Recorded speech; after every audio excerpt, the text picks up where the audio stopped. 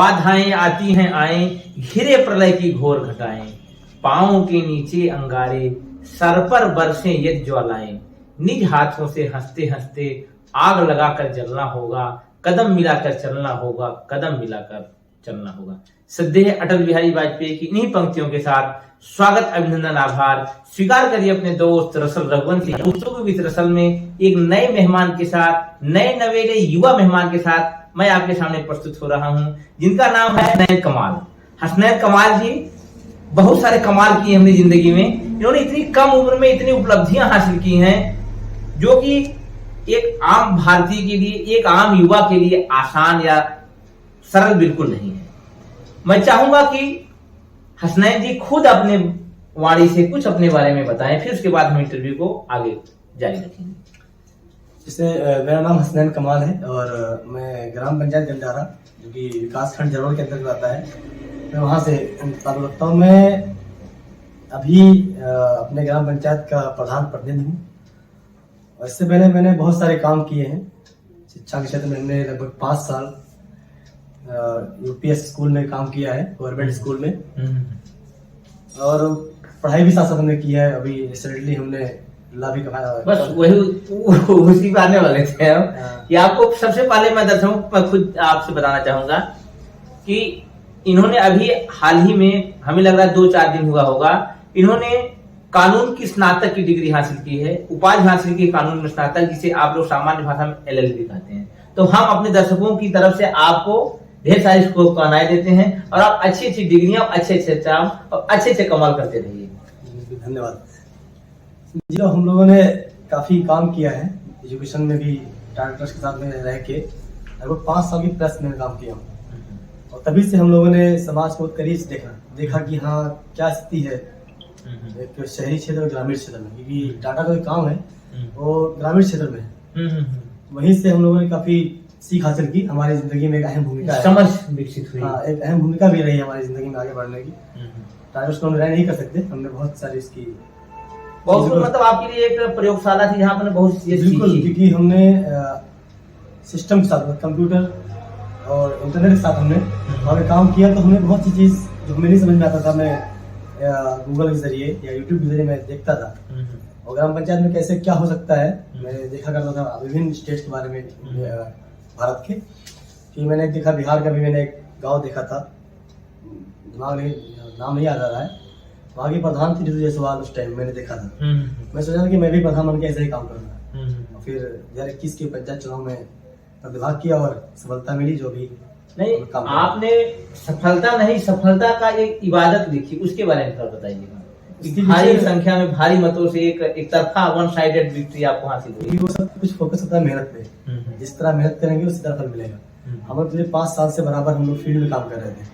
ग्राम पंचायत के हर एक मुद्दे पे भी हम नजर रखते थे कि इससे हमारे ग्रामीण, हमारे जो आम लोग हैं, उनको क्या क्या दिक्कत का सामना करना पड़ रहा है, उस पर देखना, क्या सोल्यूशन है, उनकी समस्याएं, उनके दुख में शामिल होना। और हम हर तरीके से उनके साथ थे, तभी उन्होंने मेरा साथ दिया और मैं इस टाइम में उनकी खिदमत कर रहा हूं। दर्शकों को मैं बताना चाहूंगा कि सामान्यतः ग्राम पंचायत भवन आपने देखा होगा, लेकिन जैसा ग्राम पंचायत भवन इनके माध्यम से, इनके नेतृत्व में विकसित किया गया, वो अपने आप में एक यूनिक है। और इतने बड़े जिले बहराइच में उसका 3रा स्थान है पूरे जिले में। हमें लगता है हजारों गांव बहराइच जिले में होंगे, 1100 गांव में 3रा स्थान। और एक ऐसा पंचायत भवन जिसमें पुस्तकालय भी हो। पुस्तकालय ज्ञान का सागर होता है। ये आइडिया आपके दिमाग में कहां से आया कि हम अपने पंचायत भवन में पुस्तकालय का निर्माण करें? पुस्तकालय की हमने शिक्षा क्षेत्र में काम किया है टाटा में। तो जब हम लोग भी 1 साल काम किए ग्राम पंचायत में, तो हमने कहा कुछ नया किया जाए अपने पंचायत भवन में। तो हमने फिर फेसबुक पे एक पोस्ट लिखा और लोगों से अपील की कि मैं किताब डोनेट करें। काफी हजारों किताबें लोगों ने भेजी, बस से और पोस्ट से और विभिन्न माध्यम से मेरे आई। फिर मैंने फर्नीचर बना के किताबों को स्टेब्लिश कर रहा हूँ। एक अच्छी लाइब्रेरी के रूप में मैं इसका समाज में सुधार का जो सबसे बड़ा जरिया मेरे समझ में आता है पुस्तकालय। और इससे अगर आज के यूथ को आप कनेक्ट कर सकेंगे तो हमें लग रहा है कि आने वाली हमारी जो नस्लें हैं वो सुधर जाएंगी। हम लोग का फोकस शिक्षा पर भी है। हम लोग चाहते हैं कि हमारे क्षेत्र में इंटर कॉलेजेस हों और मेडिकल की पढ़ाई के लिए फार्मा, LT वगैरह के भी कॉलेज हो, हम इसलिए प्रयास भी कर रहे हैं और कोशिश जारी है। बहुत सपने बड़े बड़े हैं, कमाल बहुत कर रहा है अभी आपको। हम उसके भी काम कर रहे हैं। हमारी खुद की एनजीओ है, उसके माध्यम से हम लोग डेवलप करेंगे इसी 5 वर्षीय में। कोशिश है कि एक नया मॉडल गाँव बनाया जाए जो लोग उस दिशा में आप बढ़ रहे हैं। विभिन्न माध्यमों से जो हमें जानकारी मिलती है आपके कार्य के माध्यम से, चाहे सोशल मीडिया हो, चाहे एक माउथ पब्लिसिटी होती है, लोग जब तारीफ करने लगते हैं, उससे बढ़कर कोई पब्लिसिटी नहीं होती। आप खुद अपना प्रचार करें कि मैंने ये किया, वो किया, ये सामान, जब लोग उसकी तारीफ करने लगते हैं तब लगता है कि काम हो रहा है। बिल्कुल। अगर हम लोग अगर मेरा बैकग्राउंड शिक्षा से है तो हमें भी नया करना चाहिए, और जब नया करेंगे। अच्छा, आपके दिमाग में ये बात कब से आ रही है कि हमें स्थानीय स्तर पर सुधार के लिए पॉलिटिक्स में ही जाना चाहिए, और उससे क्या परिवर्तन नजर आता है? कि हम किसी भी चीज को बदल सकते हैं और आगे सुधार सकते हैं और लोगों की मदद कर सकते हैं। सिस्टम के बाहर रहेंगे, सिर्फ तनकीद कर सकते हैं और आलोचना करना, बाकी उसमें कुछ कर नहीं सकते। अभी हम सिस्टम में है तो हम मतलब विभिन्न प्रकार से लोगों को फायदा पहुंचा सकते हैं, चाहे आवास का हो, जैसे शिक्षा का हो, या फिर आंगनबाड़ी का हो, जो भी उनके लिए नया है उसको हम लोग पूरा करने की प्रयास करते भी हैं। अच्छा, एक सवाल अक्सर लोगों के दिमाग में आता है, जब तक आप सिस्टम से बाहर हैं सिस्टम बारे दे दीजिए, या सिस्टम में आते हैं तो आप भी सिस्टम के हिस्सा हो जाते हैं, और फिर भी आप उसी सिस्टम में खो जाते हैं जिस सिस्टम की आप कभी आलोचना करते थे। ये आपके जीवन में पिछले 1.5 वर्षों में कहाँ आपने देखा है? सिस्टम में खोने ऐसा कुछ नहीं है। सिस्टम में आने के बाद हम लोग अपना अलग मुकाम रखे हैं पूरे ब्लॉक में, कि हम लोग ऐसा कुछ नहीं है कि हम उसी सिस्टम में ढले हुए हैं। जो परसेंटेज वाला मामला में सीधे बोल बात बोलने की नहीं कि वो तो सिस्टम में है तो करना पड़ेगा। बाकी हम लोग बेहतर करने का प्रयास कर रहे हैं और ग्राम पंचायतों से। मतलब हमें लोगों से बेहतर करके देना होगा। बिल्कुल, क्योंकि तभी हमारी पहचान अलग होगी। जैसे शिक्षा में आप अपने गांव में कौन सा कार्य करें जिससे कि लोगों को वोकल शिक्षा प्राप्त हो, मतलब जिसे गुणवत्तापूर्ण शिक्षा बच्चों को मिल सके, सस्ते दाम मिल सके? क्योंकि आप ग्राम प्रधान हैं तो आपके अंदर शिक्षा शाला विद्यालय भी आते हैं, तो उनमें सुधार के लिए आपने शिक्षकों से मिलकर के क्या प्रयास हमने किया, इसका परिणाम सामने है। हमारे यहाँ लगभग 6 स्कूल गवर्नमेंट के हमारे हैं, एक एडेड है और 5 गवर्नमेंट के। इसमें 4 प्राइमरी है और 1 जूनियर गवर्नमेंट का है, 1 एडेड है जूनियर। जी समझ। 6 विद्यालय हैं, और हमने अपने 5 विद्यालयों में जो मैं देख रहा था कि टाइल्स तो है लेकिन ठंडा में बच्चों को बैठने के लिए काफी दिक्कत हो रही थी। हमने सभी में प्राइमरी से यूनिवर्सिटी सीट लगवा दिया है, बेंच लगवा दी है अपने सारे। नहीं, गवर्नमेंट के थ्रू मैंने उसमें किया, और अभी सब बच्चे सीट बैठ रहे हैं। बाकी बच्चों के जो भी और कमी होती है, इसे उनको लगता है कि अब हमें लगता है सपोर्ट करना चाहिए। मैं खुद कभी कभी जाके क्लास में बच्चों को पढ़ाते भी हैं, जो 5 साल का अनुभव पढ़ाते भी हैं और सपोर्ट भी करते हैं, जिस तरह हो सकता है करते हैं सपोर्ट टीचरों के भी, और टीचर हमारे सपोर्ट करते हैं। तो आपका बेस्ट एफर्ट रहता है कि स्कूल में शिक्षा, कोशिश है कि सुधार हो और हमारा जो गांव का विद्यालय है वो मॉडल बने, एक फलदायी विद्यालय आपका बन सके, जिसे शिक्षा खाइए सेवार्थ जाइए की जो बात हम रखते हैं वह वहां पर दिखे जमीन से।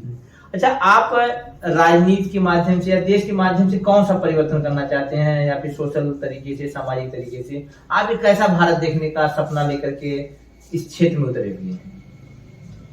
हम लोग का सपना है कि हर वर्ग का, हर व्यक्ति का जो बच्चा है वो शिक्षित हो, तभी हमारा भारत एक अलग आयाम, मतलब अलग एक इबारत लिखेगा। विश्वगुरु वाला क्या? नहीं, विश्वगुरु की बात नहीं कर सकते लेकिन शिक्षा ही है जो सबकी बदल सकती है। और बस बाकी मैं इस पे कुछ ज्यादा नहीं बोलना चाहूंगा। आप भविष्य की योजनाओं में कुछ तो सोचते हैं कि जैसे 10 साल 5 साल बाद हम अपने आप को कहाँ पाएंगे, या फिर हम अपने काम को कहाँ तक पहुंचा पाएंगे? ऐसी कोई योजना लॉन्ग टर्म आपके पास?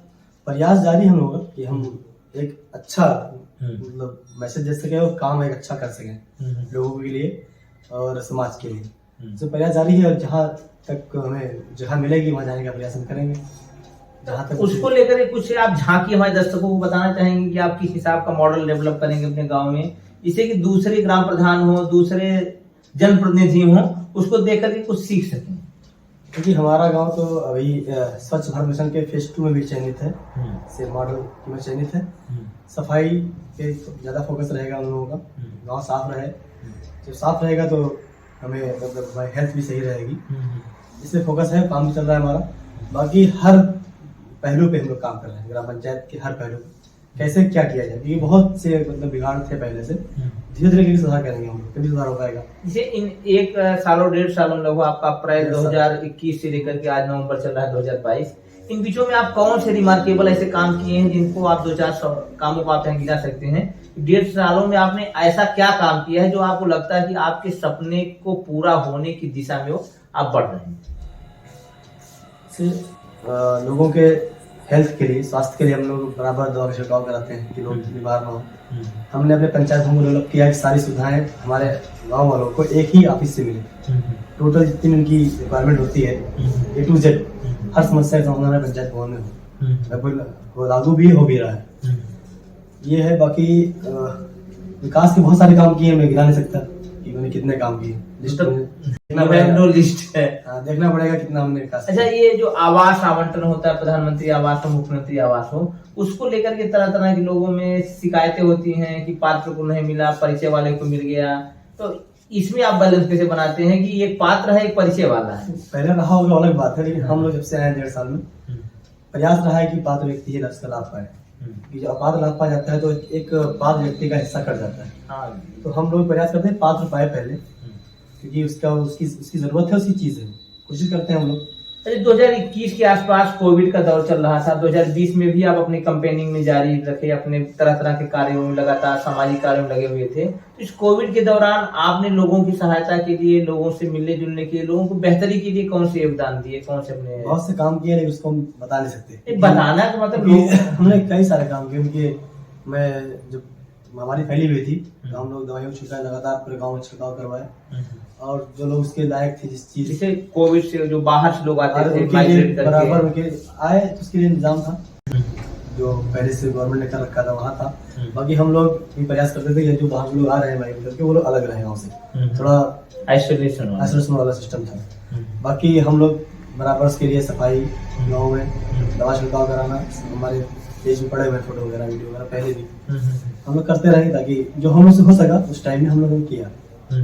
और जिसे वर्तमान में जो आपके गांव में जो बेरोजगारी का एक दौर है, जो ऐसे बच्चे आपकी उम्र के जिनके पास रोजगार नहीं है, फिर जो कैरियर अपना तलाश रहे हैं भविष्य में, विभिन्न नौकरियों के लिए, विभिन्न माध्यमों के, और इकोनॉमिकली मजबूत नहीं है, मैं चाहूंगा ऐसे बच्चों के लिए आप कुछ प्रयास करें, या फिर अगर कुछ किए हो तो आप उसका वर्णन करें। ये नहीं है, अभी बातचीत चले सेंटर में डालने जा रहे हैं कोचिंग के लिए।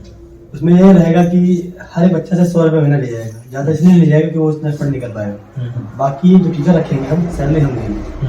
तो मेरा प्रयास रहेगा जो गवर्नमेंट टीचर हमारे यहाँ पोस्टेड है, उनसे हम थोड़ा से मदद ले और एक कंपटीशन तैयारी करवाएं। अभी स्टेम SSC-GD की जॉब आई हुई है, मैंने फ्री कर दिया है। कोई गाँव का हमारा लड़का फॉर्म होना चाहता है, फ्री ऑफ कॉस्ट, फीस भी मैं भरूंगा, पंचायत, हाँ पूरा फ्री करूंगा। मैंने दिया है, डाल दिया है फेसबुक पे, और 2 दिन आए हैं अभी फॉर्म भरवाने के लिए। मेरा प्रयास है कि लोग जॉब में जाएं, जो जॉब में नहीं जा पा रहे तो अपनी ऐसा कोई कोर्स ले जिससे वो अपने पैर पे खड़े हो पाए, ITI वगैरह कर लें, या कंप्यूटर कोई कोर्स करें जिससे वो अपने पाँव पे खड़े होकर अपने परिवार चला पाए। ऐसा मेरा सोच है कि ऐसा कुछ करें हम लोग। अच्छा, ये आज के समय में यदि हम चर्चा करें दीनी तालीम, या फिर क्योंकि आपके गाँव में संख्या अच्छी है अल्पसंख्यकों की, तो उसके लिए आपके द्वारा क्या प्रयास किए जाते हैं कि लोग दीनी तालीम से निकल करके दुनियावी तालीम से भी जुड़े और अपना एक बेहतर भविष्य बना सकें? हमारे यहाँ वर्तमान में 3-4 मदरसे संचालित हैं जो भी मान्यता प्राप्त है गवर्नमेंट से। वहाँ पे दीनी तालीम के साथ साथ हमारी एजुकेशन है, उसको हमें दी जा रही है बराबर। मतलब उसमें कोई वो नहीं है कि हाँ दीनी तालीम में दी जा रही है। साइंस, मैथ, हाँ मैथ सब टीचर भी गवर्नमेंट ने रखे हैं, साइंस टीचर और मैथ टीचर, आर्ट टीचर भी है हमारे स्कूलों में, बराबर वहाँ पे काम चल रहा है। बाकी हम लोगों ने खुद का स्कूल भी खोला नहीं है, प्लान में है कि खोलेंगे ऐसा स्कूल जो यूनिक हो।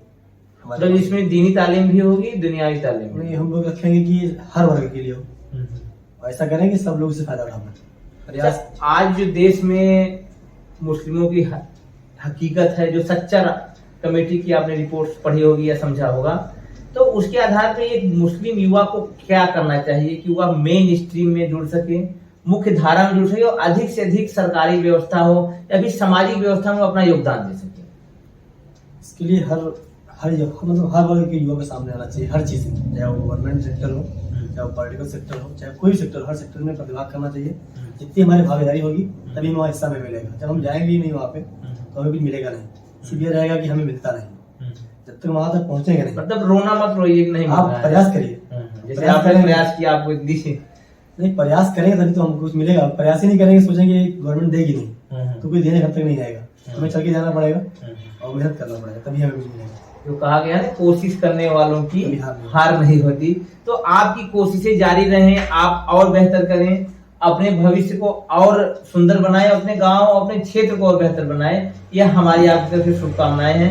यदि आप कोई संदेश इस वीडियो के माध्यम से, गुफ्तगू के माध्यम से अपने दर्शकों को, अपने साथियों को देना चाहते हैं तो आपका स्वागत है। आपने इतनी बात कर ली है, संदेश पहुंच जाएगा। बाकी मेरा ये प्रयास है कि हर तरीके से मैं समाज के काम आ सकूं, चाहे वो हमारा ग्राम पंचायत का हो या और भी कोई जरूरत लगती है तो मैं हमेशा काम आता हूँ। प्रयास करता हूँ कि हम लोग लोगों से जुड़े रहें और उनके काम आते रहें, ताकि उनकी उम्मीदें हमारे साथ जुड़ी हुई है तो उनकी उम्मीद पे खड़ा होने का प्रयास करते हैं और कर भी रहे हैं। आप लोग का बहुत बहुत शुक्रिया, धन्यवाद। हमें भी बहुत अच्छा लगा कि आपने कम शब्दों में बहुत सारी बातें कही। इसे आज के समय में लच्छेदार भाषा बोलना, बड़ी बड़ी व्याख्याएं देना ये आसान होता है, लेकिन जमीन पे उतर करके सुधार करना ये बड़ा कठिन काम होता है। और उस कार्य में आप लगे हुए हैं और लगातार मेहनत कर रहे हैं और इनकी मेहनत के बहुत सारे कदरदान हैं, उसमें से मैं भी एक हूँ। मैं चाहता हूँ कि आप इस देश को आगे ले जाएं और आपने जो सोच अपनी रखी हुई है कि हमें एक बेहतर भविष्य इस देश का बनाना है, उसमें आपको सफलता मिले। इन्हीं बातों के साथ विदा लेता हूं, इस उम्मीद के साथ जल्द ही आपसे फिर से मुलाकात होगी और एक नई शख्सियत के साथ मैं जल्द ही आपके सामने हाजिर होऊंगा, गुफ्तगू भी तसल में। तब उससे पहले जो मेरी हमेशा आपसे एक गुजारिश रहती है वह आज भी है, इस चैनल को लाइक करें, सब्सक्राइब करें और कमेंट के माध्यम से अपने विचार मुझसे प्रेषित करें। और यदि कोई प्रश्न आपको कमाल जी से करना है तो आप कमेंट के माध्यम से मुझे सूचित करें। हम जल्द ही कमेंट को इन तक पहुंचाएंगे, उस सूचना को इन तक पहुंचाएंगे। तो हसनैन कमाल जी, आप गुफ्तगू में शामिल हुए, इसके लिए आपको बहुत बहुत धन्यवाद।